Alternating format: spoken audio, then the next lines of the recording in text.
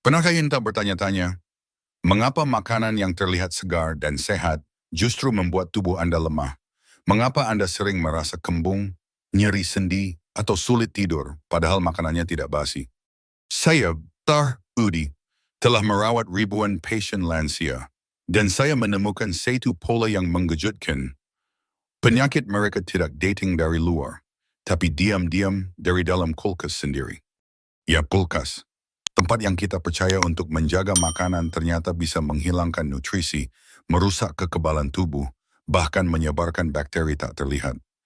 Dan sabi mengkhawatir Feidi, banyak orang tua menyimpan 3 makanan ini di kulkas tanpa tahu bahwa itu berbahaya. Sementara 3 makanan lain justru wajib disimpan dingin atau bisa jadi racun pelan-pelan bagi tubuh yang rapuh.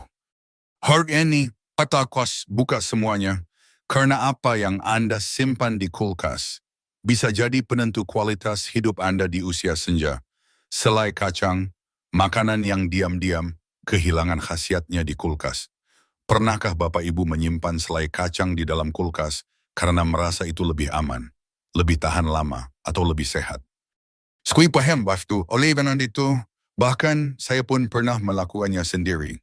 Waktu itu, Arthur berbeda membaca sebuah artikel lama yang menyarankan menyimpan makanan berlemak di tempat sejuk agar tidak cepat rusak.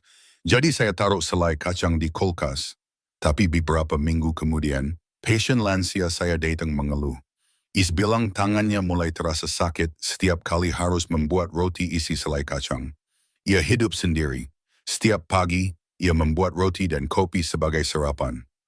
Tapi karena selai kacangnya terlalu keras, ia harus memakai sendok logam dan tenaga ekstra sampai sendoknya bengkok. Saya langsung paham. Selai kacang yang dingin memang berubah tekstur. Minyak sehat di dalamnya terutama lemak tak jenuh tunggal yang sebenarnya baik untuk jantung menjadi padat dan menggumpal. Akhirnya, selai berubah jadi massa keras yang sulit dioles, apalagi bagi orang dengan rematik atau radang sendi. Tapi masalahnya bukan hanya di tangan, itu baru permukaannya. Yang tak terlihat justru lebih membahayakan. Saat selai kacang berulang kali dikeluarkan dari kulkas lalu dikembalikan lagi, lemak sehatnya mulai teroksidasi. Ini proses kimia yang membuat lemak berubah kualitas. Bukan lagi membantu jantung, tapi justru bisa memicu peradangan. Saya pernah melihat ini pada pasien yang rutin konsumsi selai kacang sebagai bagian dari diet jantung sehatnya. Tapi hasil labnya menunjukkan tanda-tanda inflamasi yang justru meningkat. Setelah kami evaluasi lebih lanjut, penyimpanannya yang salah ternyata menjadi penyebab tersembunyi. Lebih menyedihkan lagi, selai kacang yang disimpan di suhu dingin juga perlahan kehilangan vitamin E. Asyik seterbedete mungkin tak terlalu terasa. Tapi bagi kita yang sudah memasuki usia 60-70 atau bahkan 80 tahun, vitamin E itu seperti perisai kecil yang melindungi otak dari kabut lupa.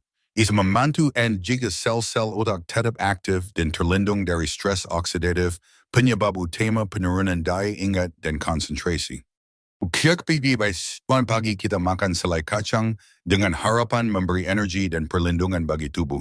Tapi yang terjadi justru sebaliknya perlahan, tapi pasti, nutrisi hilang dan radang datang. Hai tahu banyak dari kita makan bukan hanya untuk kenyang, ada ritual dalam setiap suapannya. Ada rasa damai saat mengoles selai ke atas roti, mengenang masa kecil, atau sekadar menikmati pagi yang sunyi. Tapi ketika ritual itu terganggu karena teksturnya keras, rasa mulai berubah, atau efek kesehatannya tidak terasa maka kualitas hidup juga ikut terganggu. Puitit baring karaikan kepada passion saya makanan itu bukan sekadar kalori, tapi juga kenangan dan harapan. Jadi apa solusinya? Simpan selai kacang di tempat yang sejuk, kering, jauh dari sinar matahari langsung, tidak perlu kulkas. Pastikan tutupnya rapat. Dengan cara ini, ia tetap lembut, mudah dioles, dan yang terpenting tetap utuh manfaat gizinya. Saya sendiri meletakkannya di dalam lemari dapur, di atas rak paling atas bersama madu dan rempah-rempah, dan saya tahu setiap pagi saat saya oleskan di roti gandum saya sedang menjaga jantung saya, otak saya, dan kenangan saya. Tubuh kita sudah cukup banyak berjuang. Jangan biarkan satu sendok selai kacang yang dingin merampas manfaat yang seharusnya menyemangati hari-hari kita. Saya Dr. Udi, dan saya berbagi ini bukan hanya sebagai seorang dokter, tapi sebagai seorang teman seumur hidup yang juga sedang belajar merawat tubuh di usia senja. Bawang, si penjaga rasa yang diam-diam, bisa menjadi ancaman di kulkas. Saya masih ingat, waktu kecil saya sering melihat ibu saya menyiapkan masakan di dapur. Suara pisau membelah bawang. Aroma tajamnya yang membuat mata berair, semua itu menjadi bagian dari kenangan yang hangat. Bagi banyak dari kita, bawang bukan sekadar bahan masakan. Itu adalah wall dari setiap resep, fondasi dari rasa, aroma yang mengundang keluarga berkumpul di meja makan. Tapi sayangnya, karena keinginan untuk menjaga kesegaran, banyak orang tua kini menyimpan bawang di dalam kulkas tanpa tahu bahwa hal itu perlahan menghilangkan manfaatnya, bahkan bisa membahayakan. Saya pernah merawat seorang ibu lansia di rumah sakit yang mengalami gangguan pencernaan. Tidak ada tanda-tanda makanan basi atau terkontaminasi jelas, tapi ia terus merasa mual, lemas, dan perutnya terasa tidak nyaman selama beberapa hari. Setelah wawancara mendalam, saya baru tahu ia menyimpan semua bahan dapur di kulkas, termasuk bawang yang sudah dipotong setengah dan ditaruh begitu saja dalam plastik. Dari luar, bawangnya masih terlihat baik, tapi di dalamnya, bakteri sudah berkembang. Bawang, dilama dan disimpan dalam kulkas, mencerap kelembapan dari udara dingin, lapisan-lapisannya yang seharusnya kering dan rapat mulai melembek, basah, dan menjadi tempat sempurna untuk jamur dan bakteri berkembang, khususnya jika bawang sudah dipotong dan tidak ditutup rapat. Bagi orang muda, mungkin tubuh masih kuat melawan itu semua, tapi bagi kita yang sistem imunnya tak sekuat dulu, ancaman itu nyata. Infeksi kecil bisa berubah jadi penyakit yang menguras tenaga. Bawang mentah mengandung quercetin, senyawa alami yang luar biasa. Ia membantu meredakan peradangan sendi, melindungi jantung, dan bahkan punya potensi melindungi otak dari penuaan dini. Tapi saat disimpan di kulkas, kandungan ini mulai rusak. Perlahan tapi pasti, manfaatnya berkurang. Sama seperti bunga yang dipetik sebelum mekar. Yang paling menyedihkan bagi saya sebagai dokter adalah ketika pasien berkata, "Saya merasa makan sehat, dok, tapi kok badan saya masih lemah?" Dan jawabannya seringkali bukan karena apa yang dimakan, tapi bagaimana ia disimpan. Bahkan secara emosional pun, ada rasa kecewa. Saat bawang yang kita harapkan memberi rasa dan aroma justru berbau asam, berubah warna, atau meninggalkan bau tak sedap di kulkas, rasa percaya kita pada dapur sendiri mulai luntur. Padahal, di usia ini, dapur adalah tempat kita merasa berguna, tempat kita menciptakan, mengenang, dan memberi cinta lewat masakan. Adil dengan dokter dan juga seorang ayah serta suami, saya ingin menyampaikan ini dengan penuh kehangatan. Jangan simpan bawang di kulkas. Simpan di tempat gelap, kering, dan memiliki sirkulasi udara. Misalnya di keranjang bambu terbuka, di pojok dapur yang jauh dari panas kompor. Biarkan ia tetap kokoh, beraroma, dan penuh kekuatan alami. Saya pernah mengunjungi rumah seorang pasien di desa kecil. Ia menaruh bawang di keranjang rotan, digantung dekat jendela. Setiap kali saya masuk ke dapurnya, saya bisa mencium bau bawang yang segar dan kuat. Dan setiap kali ia memasak, masakannya pun selalu penuh rasa dan manfaat. Itu kekuatan baru penyimpan dengan cara yang benar. Kita tidak perlu kulkas modern atau alat mahal untuk menjaga kesehatan. Yang kita butuhkan hanyalah pengetahuan dan kasih sayang pada makanan kita sendiri. Menurut Dr. Udi, dan siap bici with menghormati bahan makanan, mereka akan kembali menjaga tubuh kita pelan, lembut, tapi nyata. Pisang, buah penghibur yang ternyata tak suka dingin Bapak Ibu yang saya hormati. Ada satu buah yang hampir selalu hadir di rumah-rumah Indonesia. Murah, mudah didapat, manis, dan lembut. Anak kecil menyukainya, orang tua pun mengandalkannya, dan di rumah sakit, saya sering memberikannya kepada pasien yang baru pulih dari sakit. Pisang, kuls yang sederhana, tapi punya kekuatan luar biasa. Itu bukan hanya mengisi perut, tapi juga memberi ketenangan. Saya masih ingat ketika ibu saya dulu mulai menua. Tak punya banyak selera makan, tapi setiap pagi Satu buah pisang dan secangkir teh hangat sudah cukup membuatnya tersenyum. Katanya, pisang itu teman yang setia, lembut di perut, lembut di hati. Walaupun saya praktik sebagai dokter, saya bertihad wandu kebiasaan baru yang diam-diam merampas kekuatan pisang menyimpannya di kulkas. Kalian orang melakukannya dengan niat baik. Terus mereka berpikir, agar tidak cepat busuk atau supaya lebih segar. Tapi justru itulah kesalahan yang tersembunyi. Pisang adalah buah tropis. Ia tumbuh di bawah sinar matahari, di udara hangat dan lembab. Begitu masuk ke suhu dingin seperti kulkas, ia mengalami yang disebut cold injury luka karena dingin. Dari luar, kita lihat kulitnya menghitam lebih cepat. Kita kira itu biasa, tapi yang sebenarnya terjadi jauh lebih dalam. Begitu enzim pematangan di dalam pisang terhenti, karena dingin, proses perubahan pati menjadi gula juga terhenti. Hasilnya pisang jadi terasa keras, hambar, dan seperti mentah walaupun kulitnya terlihat matang. Tapi bukan cuma rasa yang hilang.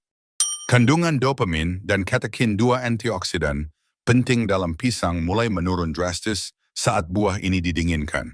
Padahal, dopamin membantu menjaga keseimbangan suasana hati, dan katekin melindungi sel-sel otak dari kerusakan karena usia. Sedikit yang saya beri itu senja, kedua zat ini sangat penting.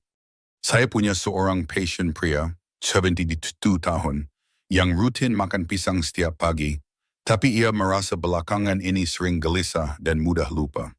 Setelah saya tanya lebih lanjut, ternyata ia menyimpan pisangnya di kulkas setiap malam, karena takut busuk. Saya katakan padanya dengan lembut. Pak, bukan pisangnya yang berubah, tapi tempat Bapak menyimpannya telah mengambil kekuatan pisang itu secara diam-diam. Dan saya katakan hal yang sama kepada Bapak dan Ibu hari ini. Bahkan ada risiko tambahan jika pisang terlalu matang lalu masuk ke kulkas, bagian bawah kulitnya bisa lembab dan menumbuhkan jamur di dekat batangnya. Ini berbahaya bagi lansia yang sistem kekebalannya sudah tidak sekuat dulu. Apakah satu buah pisang bisa begitu penting?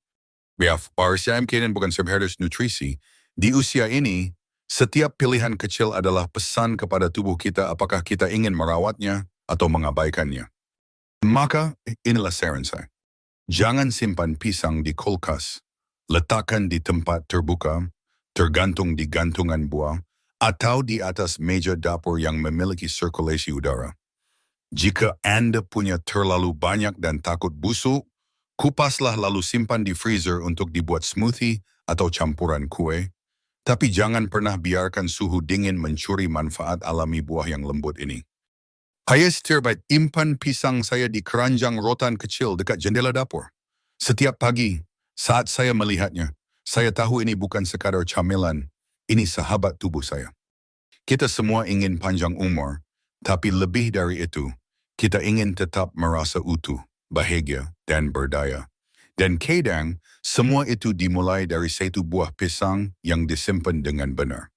Saya Dr. Udi, dan saya percaya menjaga hal kecil dengan benar adalah bentuk cinta paling sederhana yang bisa kita berikan untuk tubuh yang telah menemani kita puluhan tahun.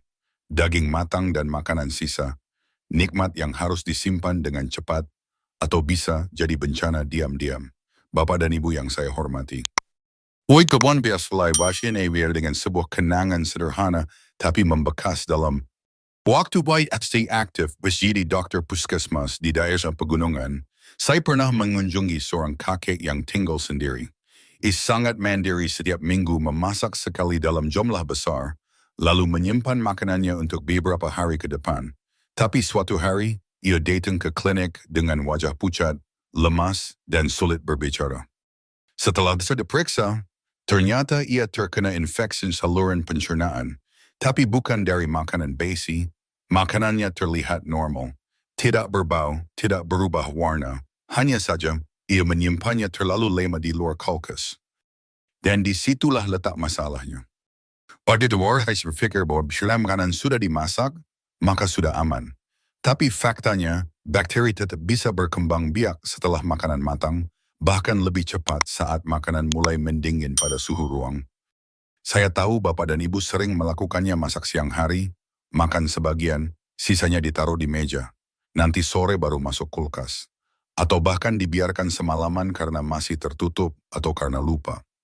Tapi tahukah Bapak Ibu dalam waktu 2 jam saja di suhu ruang, bakteri seperti Listeria, Salmonella, dan Clostridium bisa berkembang biak dalam jumlah jutaan. Dan sayangnya, bakteri itu tidak berbau, tidak terlihat, tidak meninggalkan tanda apapun. Tapi begitu masuk ke tubuh lansia yang daya tahan tubuhnya menurun, hasilnya bisa sangat berbeda dengan orang muda. Saya pernah main in resort senektinya 8 tahun. Istri merasakan sakit perut yang parah, tapi merasa bingung, linglung, dan sulit tidur. Awalnya keluarga mengira ia mulai pikun, tapi setelah kami telusuri, ternyata ia mengalami keracunan ringan dari makanan sisa yang dibiarkan semalaman. Bakteri masuk perlahan dan menyerang sistem tubuh yang sudah lemah. Lebih dari itu, infeksi makanan pada lansia sering muncul dengan gejala tidak biasa demam ringan, pusing, nyeri sendi, jantung berdebar, bahkan rasa cemas yang tidak jelas sebabnya. Dan di usia kita, setiap infeksi ringan bisa memicu dampak lanjutan memperparah radang sendi, memperlambat pemulihan, dan menguras energi harian yang begitu berharga. Saya ingin menyampaikan satu hal penting. Wakanan matang maafkan sisa makanan segera dimasukin ke kulkas dalam waktu maksimal 7 jam setelah dimasak. Julai es wadah tertutup, jangan dibiarkan terbuka di atas meja. Dan saat menyimpan, jangan hanya letakkan begitu saja catat tanggalnya. Karena makanan sisa paling aman dikonsumsi maksimal 3-4 hari. Setelah itu, meskipun masih terlihat baik, risikonya terlalu besar. Saya tahu ay buang makanan bebas syaitan, tapi lebih sayang lagi kalau kita harus membayar dengan kesehatan kita sendiri. Sebagai dokter yang juga memasuki usia pensiun, saya pribadi juga mulai mencatat tanggal di tutup makanan saya. Bukan karena pelupa, tapi karena saya ingin memberi tubuh saya rasa aman dan kejelasan. Karena tubuh kita sudah berjuang cukup lama. Supaya Anda dapat yang tidak hanya enak, tapi juga aman dan menghormati kesehatan kita. Dan jika Anda tinggal sendiri, seperti banyak pasien saya, jadikan menyimpan makanan dengan benar sebagai bentuk kasih sayang pada diri sendiri. Jangan terburu-buru, jangan abaikan, karena tubuh kita kini membutuhkan perlindungan dari hal-hal yang dulu mungkin tidak pernah jadi masalah. Saya Dr. Udi, dan Pak ingin mengingatkan satu langkah kecil di dapur hari ini bisa menyelamatkan Anda dari perjalanan panjang ke rumah sakit besok. Produk susu, kelembutan yang bisa jadi bahaya bila tidak dijaga dingin. Kalau saya boleh bertanya berapa banyak dari kita yang masih menyimpan susu di rumah, atau yogurt, keju, mungkin mentega, sebagian besar dari kita tumbuh besar bersama produk susu. Bahkan sampai tua, kita masih setia menyeduh segelas susu hangat di malam hari, atau menambahkan sepotong keju ke dalam roti saat sarapan. Saya pun begitu. Setiap pagi, sebelum berangkat ke praktik, saya minum satu gelas susu rendah lemak. Rasanya menenangkan. Mungkin bukan karena rasa saja, tapi karena ingatan yang menyertainya. Susu membawa kita kembali ke masa kecil, masa saat tubuh masih ringan dan langkah masih cepat. Tapi justru karena produk susu sangat dekat dengan kita, kita kadang lupa bahwa ia juga sangat rentan. Saya pernah menemui seorang pria 75 tahun yang tinggal bersama istrinya. Ia sangat rapi, makanannya bersih, dapur bersih, tapi suatu malam, ia dirawat di IGD karena diare hebat dan dehidrasi. Kami curiga infeksi usus, tapi dari mana? Ternyata, keju yang ia biarkan di meja selama 3 jam karena lupa menyimpannya kembali ke kulkas. Produk susu mengandung protein tinggi, lemak sehat, kalsium, serta vitamin B12 dan D, semuanya sangat dibutuhkan oleh tubuh lansia.